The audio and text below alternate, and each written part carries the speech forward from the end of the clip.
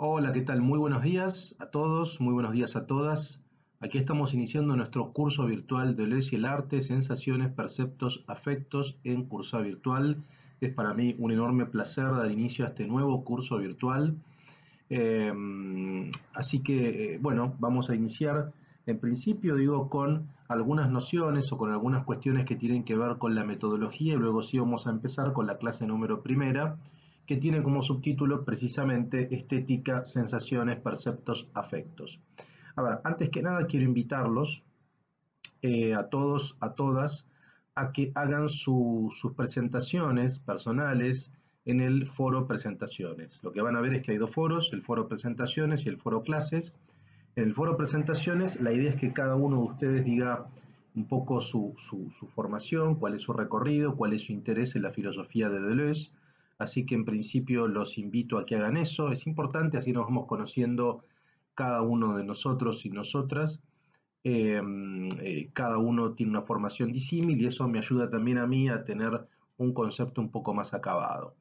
Eso en primer lugar. En segundo lugar, obviamente van a ver que abajo de este video hay un material, ese material es el material que yo voy a leer. Cada clase la idea va a ser hacer lo siguiente, que yo tengo un material de lectura, ese material lo voy leyendo, lo voy analizando en detalle, voy agregando algunas cosas y luego vamos a hacer análisis de texto, lectura y análisis de textos de cada uno de los textos que coloqué en el programa. Así que esa es un poco la dinámica. Y por último está el foro clases. Ese foro clases, a diferencia del foro presentaciones, es el foro donde obviamente cada uno de ustedes puede hacer sus intervenciones, sus comentarios, sus preguntas, sus dudas, sus aportes.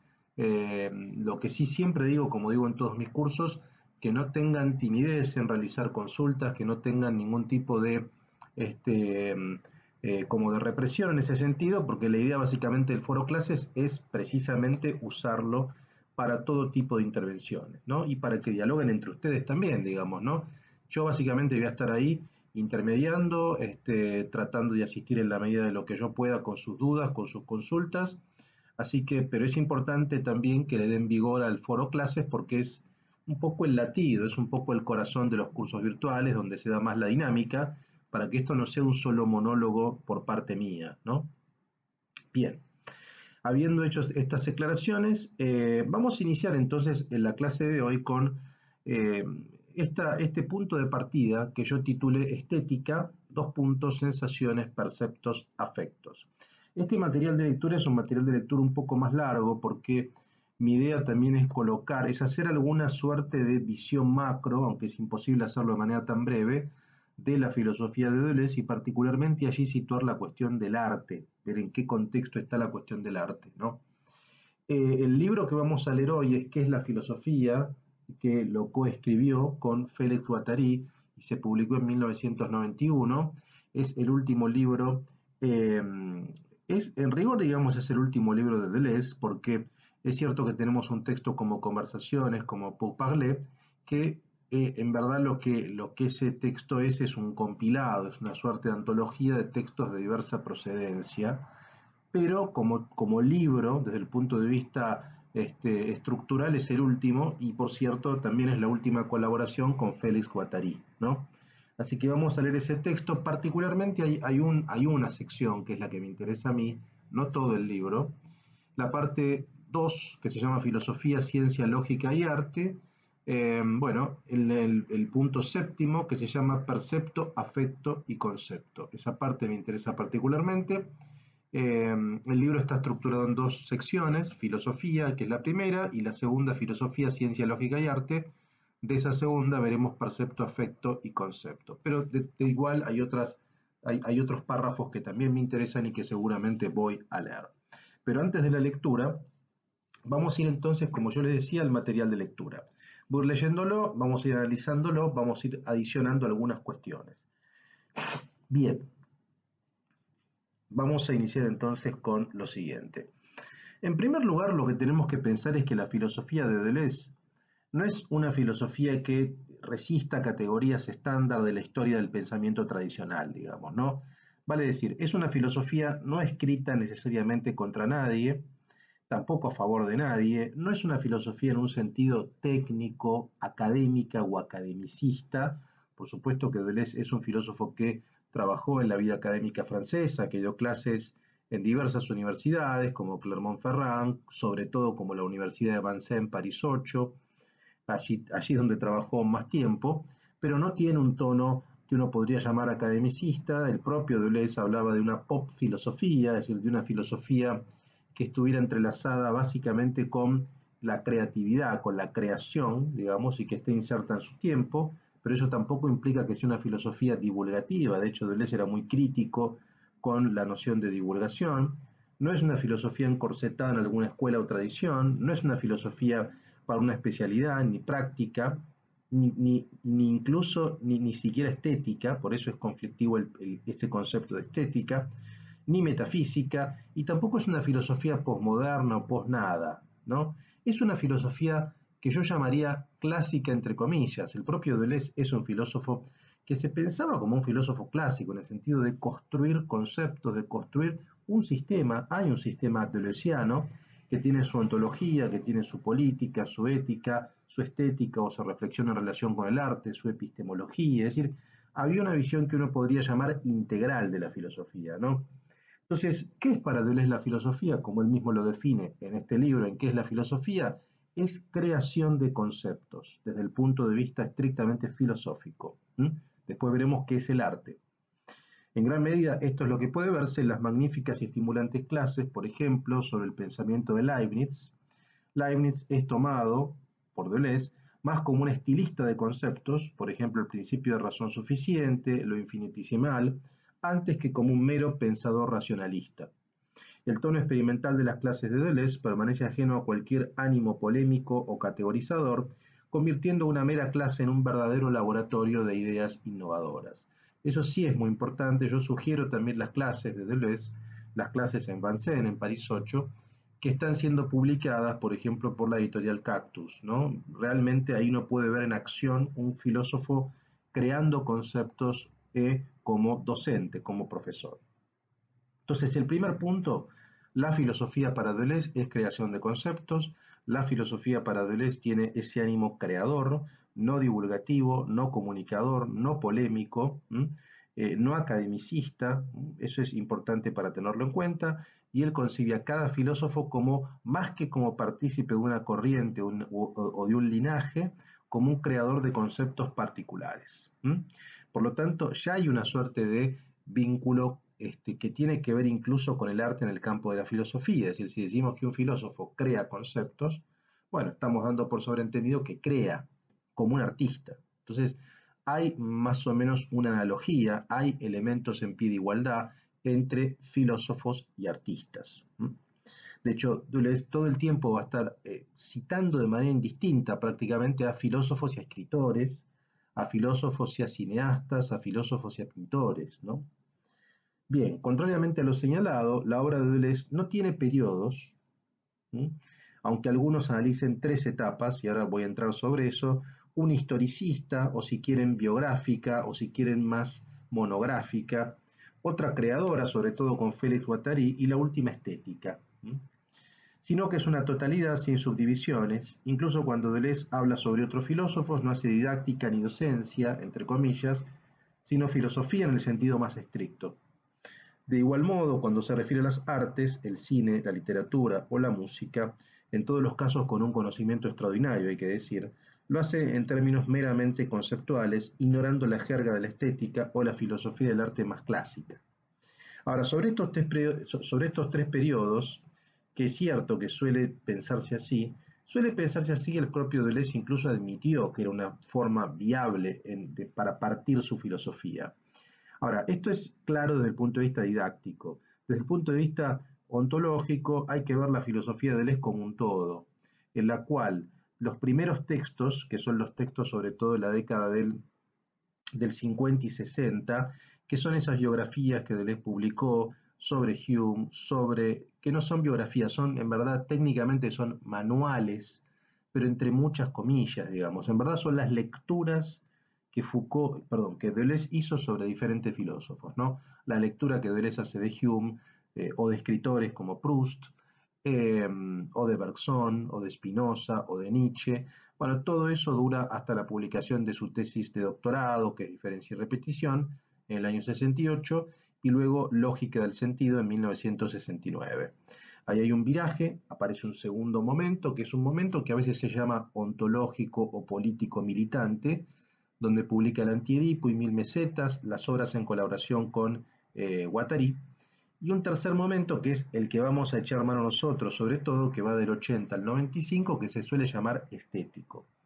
Ahí aparecen los textos sobre Carmelo Bene, sobre cine, crítica y clínica, que es un texto de literatura, el libro de Francis Bacon, pero por eso digo, si bien es cierto que pondremos el énfasis en ese tercer periodo, no es menos cierto que también recurriremos a textos de periodos anteriores. Por ejemplo, cuando hablemos de literatura, vamos a recurrir a Kafka, el libro que coescribió con Guattari, que es un texto del 75, o a Proust, que es su libro de 1963, que es de su primera etapa, o a Sacher-Masoch, que también es un texto de la década del 60. Es decir, si bien es cierto que este tercer periodo que se llama estético es el último, es verdad que ya la cuestión del arte está desde el comienzo de la filosofía de Deleuze. Es decir, por eso digo, si bien desde el punto de vista didáctico se puede segmentar en tres partes, bueno, esto tómenlo con pinzas porque vamos a ver que hay textos sobre literatura, sobre todo sobre literatura particularmente,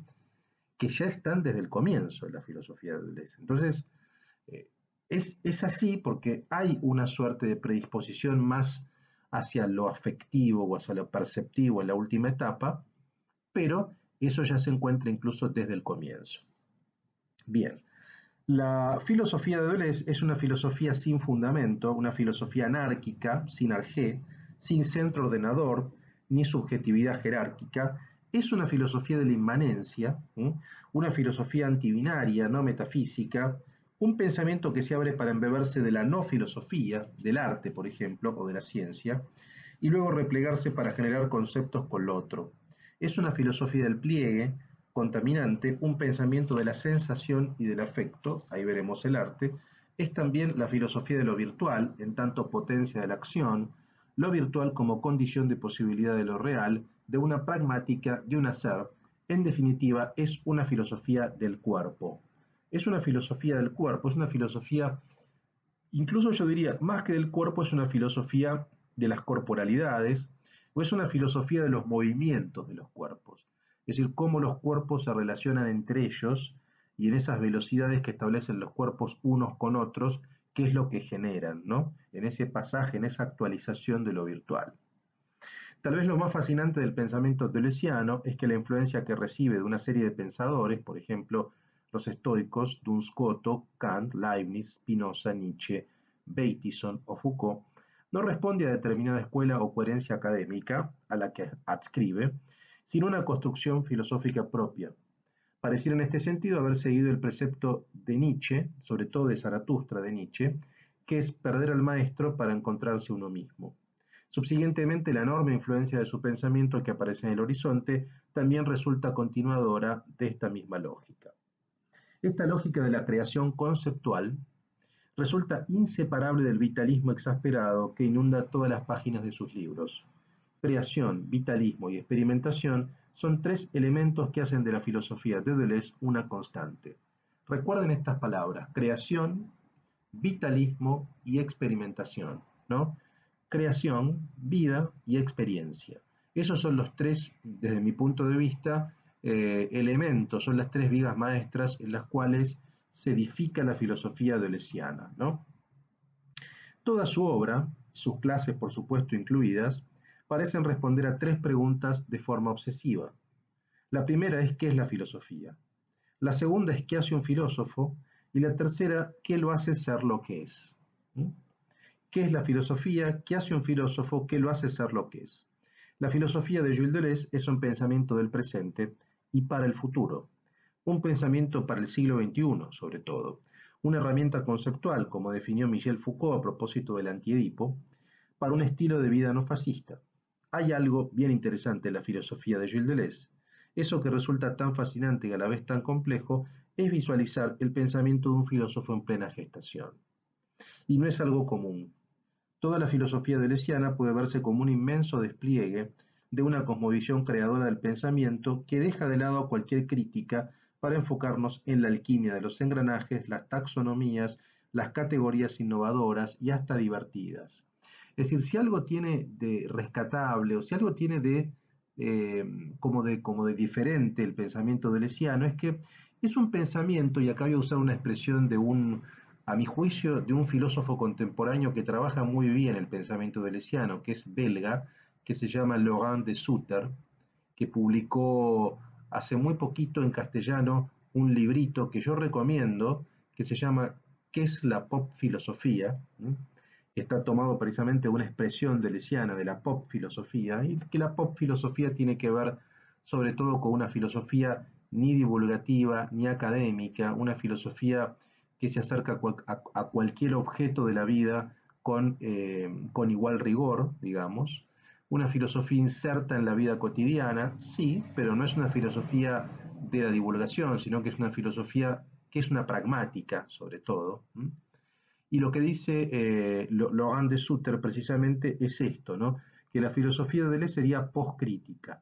O sea, no es una filosofía que hace de la crítica su elemento central. Eso no quiere decir que no es una filosofía que no critique, por supuesto que lo hace, pero es una filosofía postcrítica en el sentido de que si algo no es la filosofía de Deleuze, es una filosofía que recurre a la negación.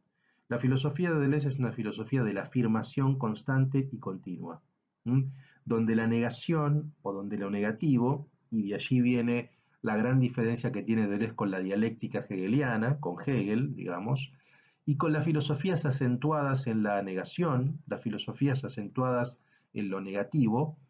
eh, También podemos pensar que es uno de los conflictos que tiene con Marx, por ejemplo, que si bien es un filósofo que estudia y que reivindica ciertos elementos de él, pero en términos generales Deleuze tiene un problema, o no un problema, una disidencia, digamos, con la negación, ¿no? Es una filosofía de la afirmación, es una filosofía del sí a la vida, digamos, de un sí vitalista, ¿m? Que sobre todo va a estar afincada, yo diría, en dos pensadores, todos estos que mencioné, pero sobre todo dos. Uno es Spinoza y otro es Nietzsche, ¿no? Me parece que son dos pensadores fundamentales para comprender esta dinámica del vitalismo, esta dinámica de la potencia permanente. Por eso digo, como decía acá, digamos, ¿no? Más allá de toda crítica, hay que enfocarse en los engranajes, en las taxonomías, en las categorías innovadoras que crea Deleuze. Es un creador de categorías absolutamente innovadoras, ¿no? Toda la filosofía deleuziana entonces está anclada en movimientos, velocidades y cambios continuos de percepción. Es una filosofía de flujos, de fugas y territorios, o una geofilosofía, que es un término que él emplea en qué es la filosofía, una geofilosofía, una filosofía de territorios, una filosofía de espacios, ¿no? No hay objetos, entre comillas, de estudio, ni un sujeto del enunciado, mucho menos un sujeto cognoscente o trascendental. Es decir, Deleuze no es un filósofo, digamos, en ese sentido subjetivista, que coloque el sujeto en un primer lugar y ese sujeto es el que da sentido al mundo. Es decir, para decirlo en otros términos, no es un pensador que divida a la realidad en sujeto-objeto. No es que hay un sujeto legitimador y un mundo que es legitimado, que es objetivado. No, más bien piensa en términos de acontecimientos. Es decir, hay singularidades, hay individuos, entre comillas, para Deleuze no hay individuo en un sentido técnico porque él no piensa en términos individuales, pero bueno, hay una singularidad que expresa su diferencia, que expresa su particularidad, y esa singularidad está inserta en un acontecimiento. Ese acontecimiento podría ser lo que llamamos mundo. Por lo tanto, no podemos pensar la singularidad sin el acontecimiento. Es decir, no podemos pensar, por usar términos que Deleuze no usa, pero para ser más claro, un sujeto sin un mundo. Es decir, están indisociablemente unidos y ninguno es jerárquicamente superior al otro. Es decir, hay un vínculo de necesidad entre ambos, ¿no? Esto es importante porque si bien son todas definiciones que les estoy dando, que son definiciones ontológicas, si ustedes quieren, metafísicas en un punto, es importante sobre todo para cuando veamos la especificidad del arte, para que podamos entender cuál es la lógica que subyace en el acercamiento deleuziano al campo del arte, que si no, no lo vamos a entender tampoco sin estos elementos, ¿no? Entonces, todo el edificio conceptual deleuziano trata sobre el arrangement, que es una palabra que él usa, el agenciamiento. Agenciamiento podemos traducirlo o podemos explicarlo desde el punto de vista de los atributos como una suerte de conexión entre elementos heterogéneos. Agenciar es conectar elementos heterogéneos o de procedencia disímil, digamos. Eso es un proceso de agenciamiento. Entre elementos heterogéneos de una multiplicidad, una anarquía epistemológica que se interconectan a través de asociaciones diversas. Los conceptos que inventa Deleuze están configurados por ese molde madre, los dispositivos. Desde el rizoma al devenir animal, desde la cartografía a la aexeidad, son diferentes conceptos de Deleuze, todos tienen esta marca de la determinación del entre, del espacio vacío, del instante en que se pasa de la potencia al acto. En el prólogo a la edición norteamericana de Diálogos, que es un libro de Deleuze de 1977, dice Deleuze, y lo cito: lo que cuenta es una multiplicidad, no son los términos o los elementos, sino lo que hay entre. El between, en inglés, between, entre. Un conjunto de relaciones inseparables unas de otras. Toda multiplicidad crece por el medio, como una brizna de hierba o un rizoma. Fin de la cita. Es decir, la filosofía de Deleuze es una filosofía del entre. Y esto es importante que lo recuerden, sobre todo porque cuando veamos, por ejemplo, cómo Deleuze analiza el arte de Francis Bacon, van a ver que el tema del entre va a estar. Cuando vean cómo analiza sobre todo el cine contemporáneo, van a ver que este elemento del entre, del espacio vacío, va a ser fundamental. Es decir, ténganlo muy en cuenta ya para hacia futuro ir pensando diferentes expresiones del arte. De nada sirve, dice Deleuze, la repetición escolástica o lo nuevo por lo nuevo mismo. La filosofía debe capturar de forma continua conceptos entre la marea del pensamiento. Esto es lo que todos los filósofos han hecho, crear conceptos. La lección de Deleuze en el fondo es la separación del mero repetidor del creador. La filosofía es una disciplina estilística como la música, la literatura, la pintura o el cine, es decir, como un arte. Entonces el filósofo, no como científico, ni divulgador, ni profesor, ni experto, ni especializado en determinada escuela, sino el filósofo como creador. Esa es la visión que tiene Deleuze del filósofo. El filósofo como creador, la filosofía como creadora de conceptos. Y acá ya podemos hacernos la pregunta, bueno, si la filosofía es creación de conceptos, ¿qué es el arte? ¿Qué crea? El arte, por supuesto, que es una manifestación o es una disciplina creadora también. Ahora, el arte crea conceptos, no. El concepto es un producto de la creación filosófica. El arte crea otro tipo de cosas. Bien, veremos ahora específicamente ya más la cuestión del arte. Al interior de la filosofía de Deleuze entonces encontramos su reflexión del arte, sobre todo, como decía previamente, centrada en este tercer periodo, pero que ya se encuentra en el primer periodo y en el segundo periodo, ¿no? Está más acentuada en el tercero, pero eso no implica que esté ausente de los anteriores. ¿Qué es una obra de arte para Deleuze? ¿Qué es una obra de arte para el filósofo? Dos cosas, o son dos cosas que uno puede rastrear a partir de los textos que vamos a analizar acá, pero que ya les puedo anticipar porque esta es la hipótesis de este curso. En primer lugar, la obra de arte es un ser de sensación, un ser de sensación, ¿no? Entonces uno podría decir que el arte crea seres de sensaciones. Ahora vamos a leerlo en qué es la filosofía. Y en segundo lugar, aunque les parezca raro, hay otro término que el que lo toma muy bien es Jacques Rancière, que Jacques Rancière a mi juicio es un gran filósofo del arte, es un gran filósofo especializado en estética, y es quien tiene muy buenos artículos sobre la estética deleuziana. A mi juicio es quien mejor ha leído la estética deleuziana, ¿no? Y Jacques Rancière dice que también el arte para Deleuze es histeria, o implica un proceso de histerización.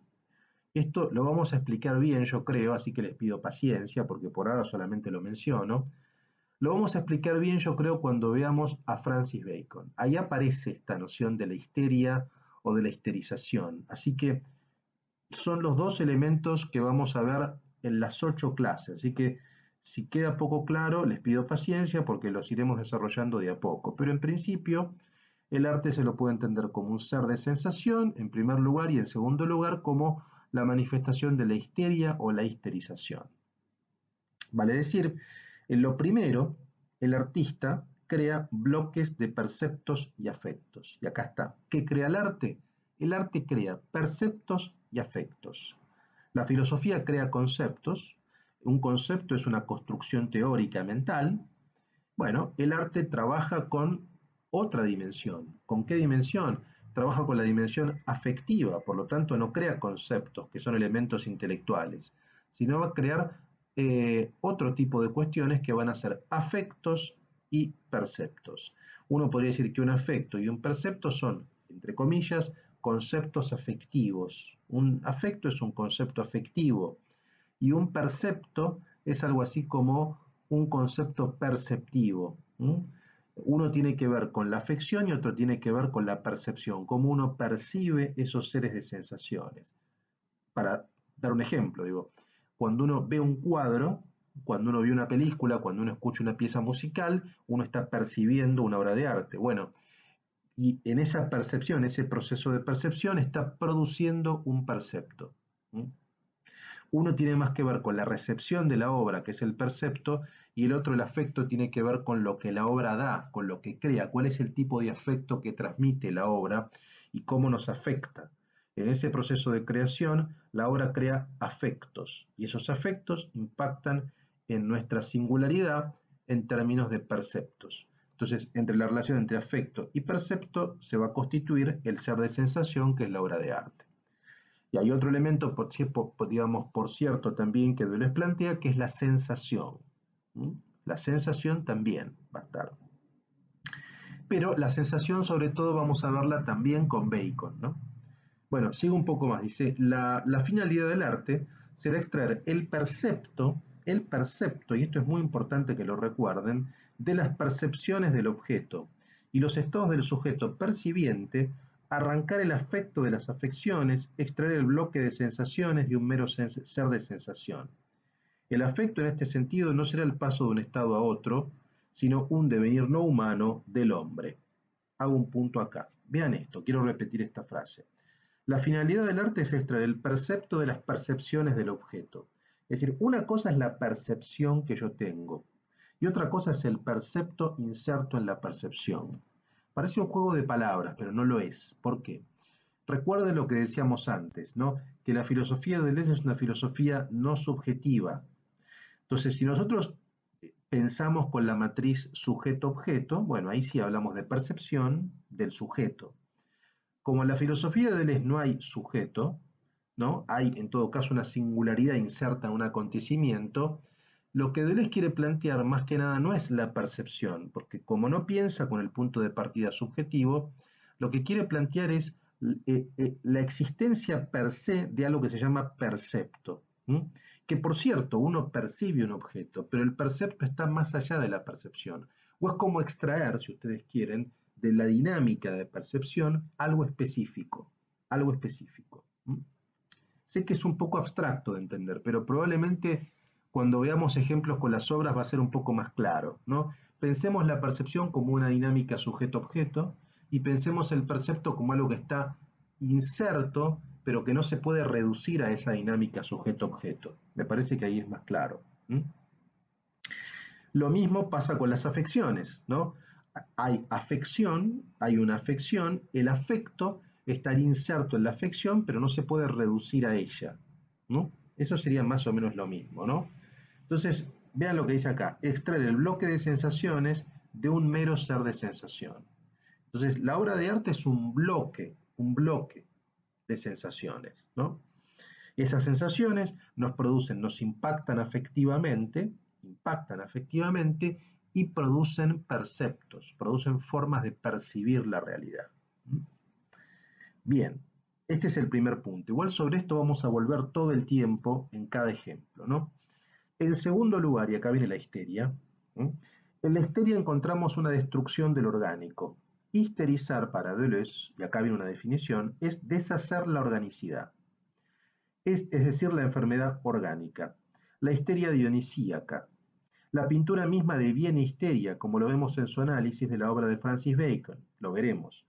Por tanto, la estética deleuziana no apela ni a lo bello ni a lo sublime, es dessubjetivada. Se trata de una estética del acontecimiento en la que prevalecen zonas de indeterminación, de indiscernibilidad entre lo humano y lo animal. Por ejemplo, la ballena en Melville, las ratas y cucarachas en Kafka. La carne no es la sensación aunque participe en su revelamiento.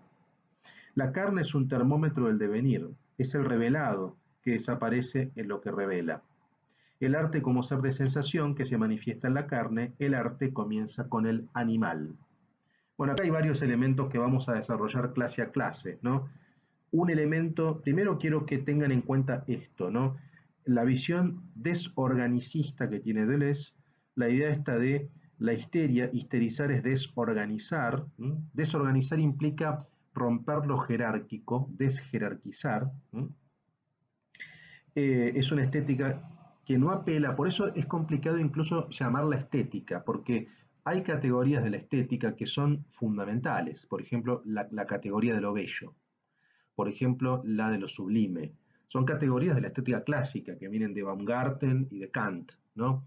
Hablar de lo bello, de lo sublime, hablar de obra, hablar de percepción, hablar de poiesis. Bueno, todo este tipo de categorías de la estética clásica no las emplea Deleuze. Por eso es difícil a veces hablar en términos de estética deleuziana. A ver, es estética en el sentido de que se encarga de trabajar o que trabaja sobre la poiesis desde el punto de vista filosófico, trabaja sobre la producción de objetos que trabajan con la sensación. En ese sentido es una estética. Ahora, no es una estética en el sentido de la estética ilustrada, que ahí se definen un poco como como las directrices, ¿no? Conceptuales, porque no emplea ninguna categoría prácticamente de la estética ilustrada. Entonces, en ese sentido es difícil pensarla. Entonces, no apela a lo bello, no apela a lo sublime, no apela a la subjetivación. ¿A qué apela? Bueno, apela al percepto, apela al afecto, apela a la sensación y apela sobre todo a lo animal. Este es el elemento que yo quiero marcar, ¿no? Hay un concepto que va a utilizar Deleuze, que es el concepto de devenir, y específicamente el concepto de devenir animal, que es el que más emplea cuando se refiere al arte. O sea, es el que más vamos a ver en los textos que vamos a trabajar, de manera implícita o de manera explícita, aunque no lo diga, aunque no hable de devenir animal. Es evidente que en todos los trabajos que le interesan a Deleuze, en todas las obras que le interesan a Deleuze, mayormente hay un proceso de devenir animal, hay un elemento de indiscernibilidad, como decimos acá, entre lo humano y lo animal. Es decir, el arte implicaría una deshumanización en ese sentido y una mayor cercanía con la sensación, con la afectividad, con lo perceptivo y con lo animal, ¿no? Con lo desorganizado. ¿Sí? El arte comienza con lo animal. Bien, entonces este es el punto, es el primer punto, es el punto central, yo diría incluso, para que comiencen a analizar la estética de Deleuze. Estos dos puntos. Por un lado, el arte, ¿qué es el arte? La filosofía es creación de conceptos. Bien, el arte es creación, por supuesto que es creación. ¿Creación de qué? Creación de afectos y creación de perceptos. El arte es, como decíamos anteriormente, un ser de sensación o un bloque de sensaciones que producen lo afectivo y lo perceptivo, y además es histeria. El arte es la desorganización del orgánico, ¿m? La desorganización de la organicidad. Y eso se da en la carne, eso se da en la corporalidad, pero no se reduce a ella. Estos son los dos elementos que tienen que tener en claro, me parece a mí, esta primera clase, para empezar a aproximarnos a diferentes objetos de la estética deleuziana. Bien, sigo un poco más con mi material. De acuerdo a la comentadora Anne Sauvagnarch, para Deleuze, el devenir animal es la condición de posibilidad de ejercicio real del arte. El animal es lo anómalo del hombre, lo anómalo. Devenir araña en Proust, devenir ratón y cucaracha en Kafka, devenir ballena en Melville. El animal es un laboratorio de experimentación subjetiva. Por eso le va a interesar a Deleuze la animalidad.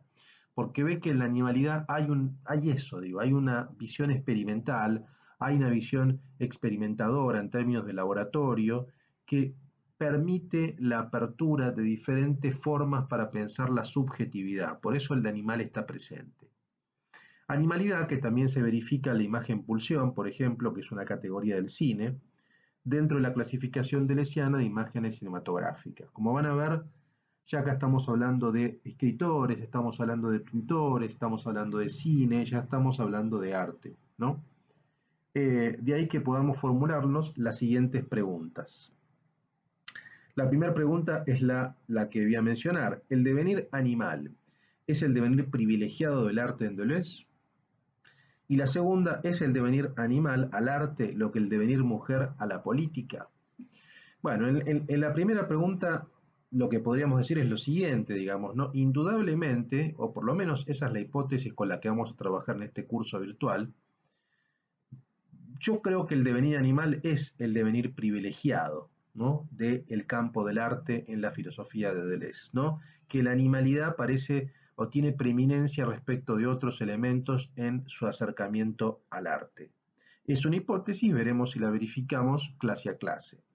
Y la segunda ya es un poco mayor, porque de alguna manera lo que planteamos es que el devenir animal es al arte lo que el devenir mujer a la política.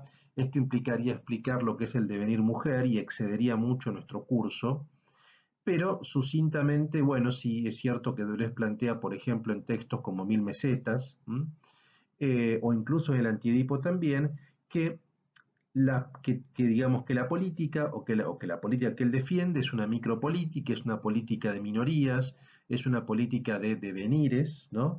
¿Qué es un devenir?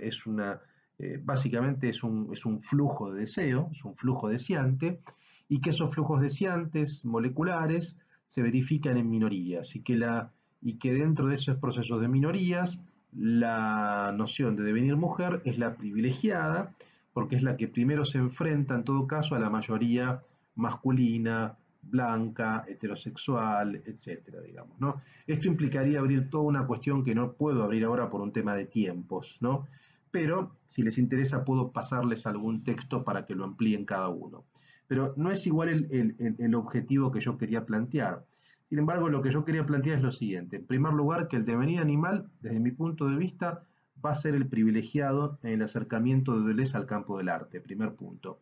Y el segundo punto, podemos decir que habría una dimensión política y una dimensión estética. En la dimensión estética, el animal tiene preeminencia, en la dimensión política, lo femenino tiene preeminencia, ¿no? Lo femenino lo dejo de lado porque no es el objeto de este curso y nos centraremos en el campo de la animalidad, que es el campo del arte. Bien. Con eso termino mi material de lectura, que lo van a poder leer en detalle, obviamente, y vamos, aunque sea a leer algunos pasajes de qué es la filosofía y analizar qué es la filosofía, un libro de 1991, y un libro que además, yo diría, un libro que tiene un título engañoso, porque, a ver, uno diría, bueno, es un buen libro para comenzar la filosofía de Deleuze, porque a veces uno piensa que los libros titulados ¿Qué es la filosofía? Son manuales de la filosofía. Y la verdad que no, no es un manual en ese sentido, es un libro complejo. Es un libro que yo podría retitular ¿Qué es la filosofía de Deleuze? No qué es la filosofía en un sentido universal.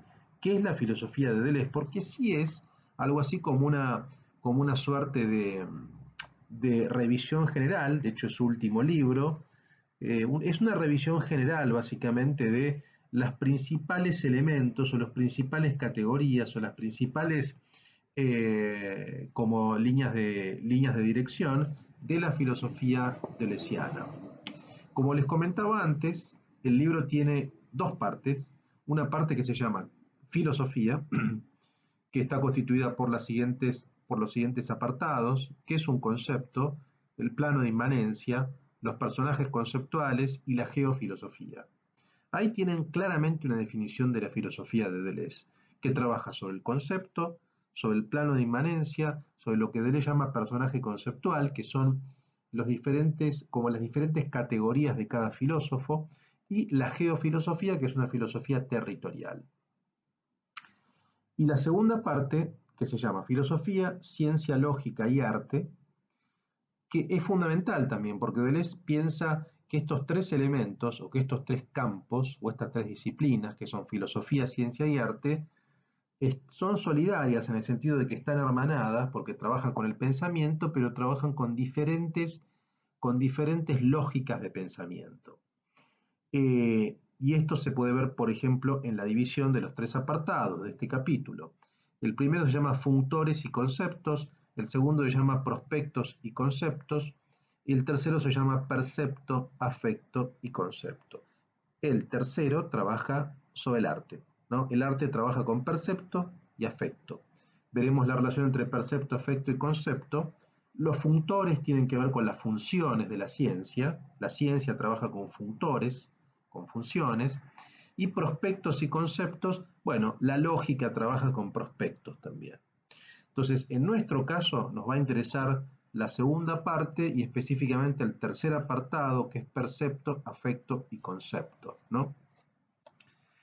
Ya van 40 minutos, yo no quiero extenderme demasiado, así que voy a leer, aunque sea 2 o 3 párrafos, y voy a seguir un poco más con este libro. En la próxima clase que vamos a ver a Carmelo Bene, vamos a ver la cuestión teatral de Deleuze, pero como es un texto breve el de Carmelo Bene, voy a retomar la próxima con lectura de qué es la filosofía, porque me parece que es un libro central para entender el pensamiento deleuziano del campo del arte. Así que voy a leer, vamos a hacer lo siguiente, vamos a leer de manera ordenada, que es lo primero que marqué, en este sentido. Así que vamos a ver,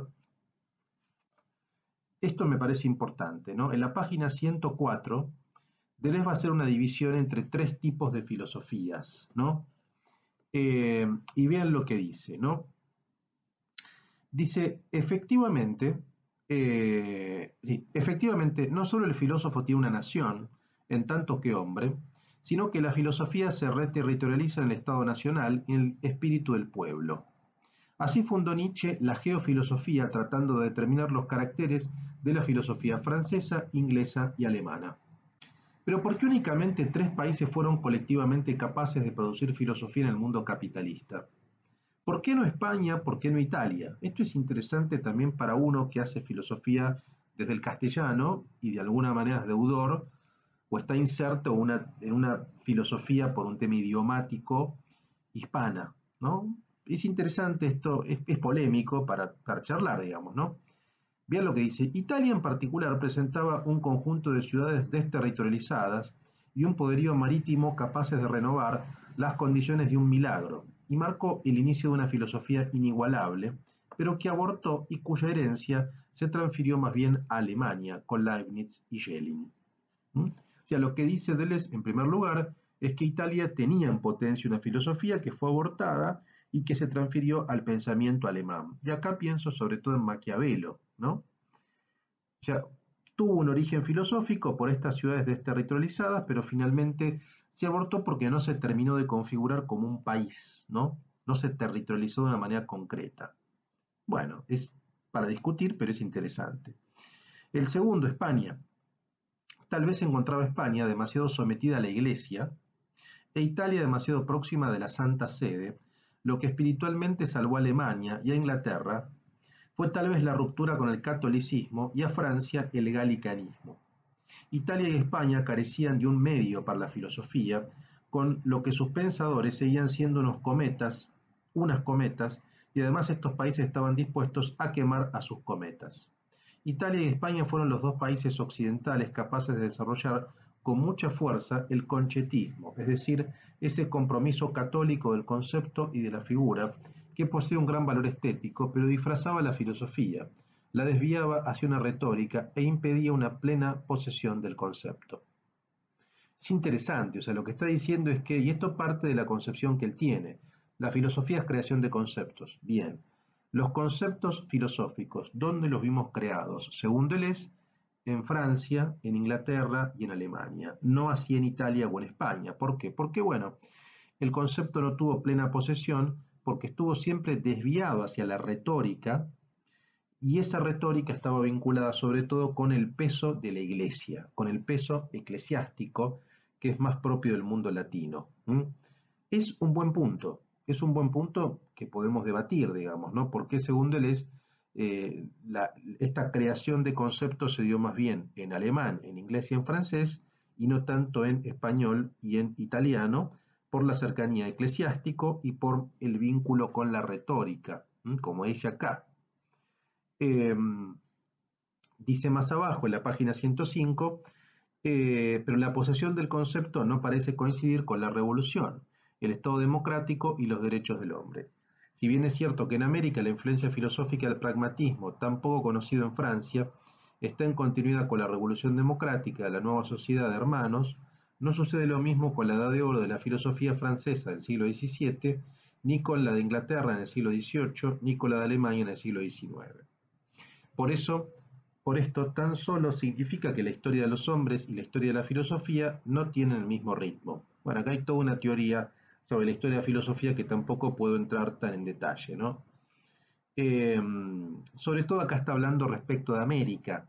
La filosofía americana, estadounidense en sentido estricto, es la filosofía del pragmatismo, ¿no? De lo pragmático, que se deriva de la filosofía inglesa, en cierto modo.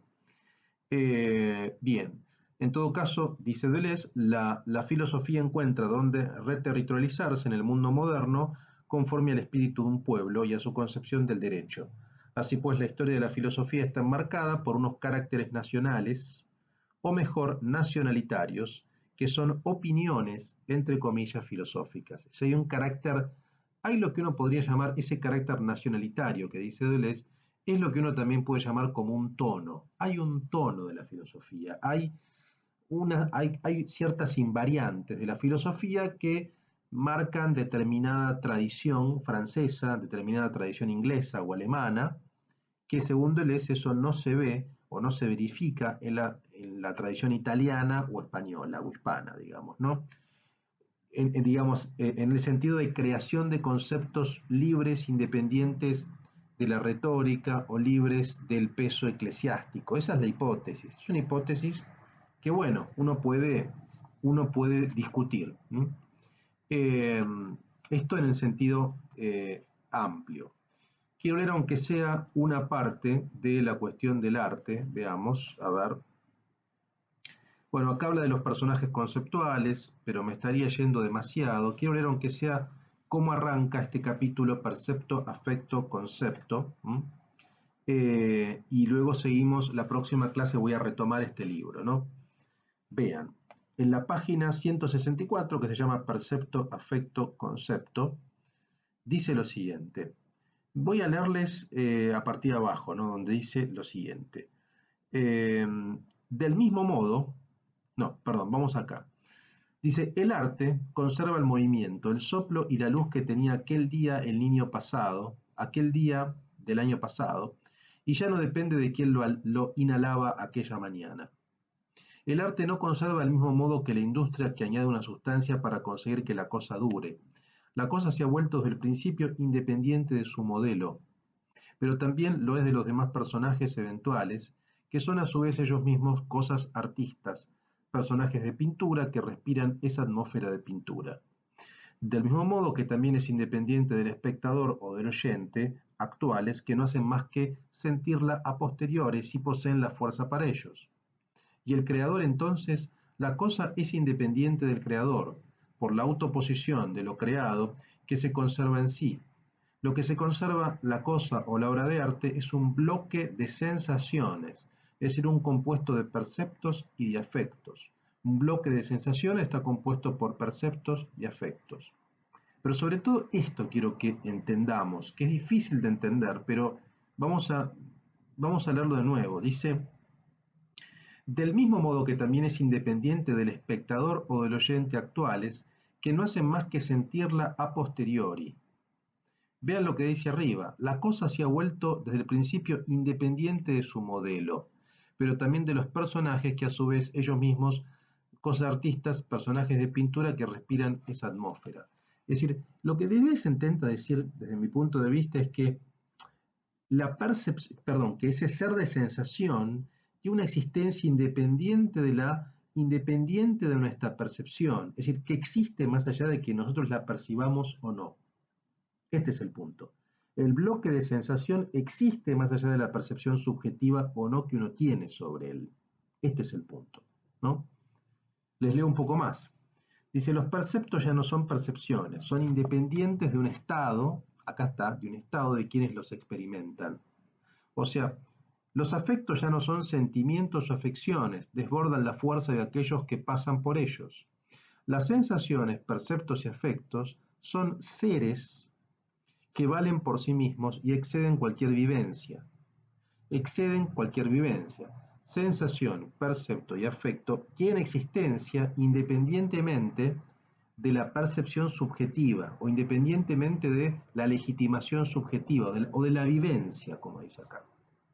Están en la ausencia del hombre, cabe decir, porque el hombre, tal como ha sido cogido por la piedra sobre el lienzo o a lo largo de las palabras, es el mismo un compuesto de perceptos y afectos. La obra de arte es un ser de sensación y nada más existe en sí. Existe en sí. O sea, existe en sí quiere decir existe más allá de un sujeto percibiente. Existe más allá de un sujeto percibiente. Este es el punto central. Bueno, voy a cortar acá porque vamos 51 minutos, es mucho, no quiero que sea tan denso, tan largo esto. La idea es no excedernos nunca más allá de 45 minutos más o menos. Pero bueno, las primeras clases mías suelen ser un poco más largas porque hay muchas cosas que plantear. Sé que les di mucho material, mucha conceptualidad, así que voy a dejarlos para que procesen todo lo que vimos la clase de hoy, para que lean tranquilos el material, para que lean de a poco el libro, para que lean, cuando digo el libro, no todo el libro, no, es imposible, pueden leerlo todo entero, obviamente, mejor todavía, pero aunque sea lean específicamente el apartado 7, percepto, afecto y concepto del capítulo segundo. Lean ese apartado. Con que lean ese apartado está perfecto, ¿no? Eh, Así que voy a dejarlos para que procesen bien todo, para que lean los textos y obviamente cualquier duda que tienen, cualquier consulta, todo aporte es bienvenido. Los espero en el foro interactivo, en el foro clases, ¿no? Bueno, voy a cortar acá. La próxima vamos a ver el teatro en Carmelo Bene, el texto sobre Carmelo Bene, pero antes de ver a Carmelo Bene quiero volver a leer algunas partes de qué es la filosofía porque siento que es un libro fundamental, fundamental. Bueno, espero que les haya interesado esta primera clase. Nos vemos entonces en la segunda. Les mando un fuerte abrazo a todos y a todas.